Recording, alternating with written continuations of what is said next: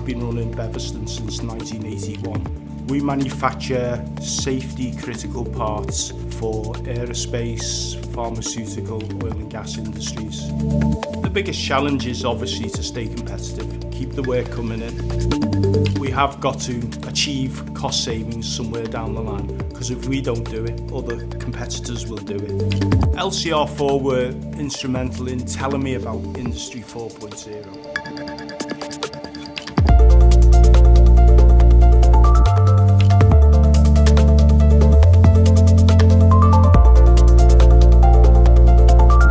Industry 4.0 is the ideal tool for my business to move forward and identify waste and eliminate it.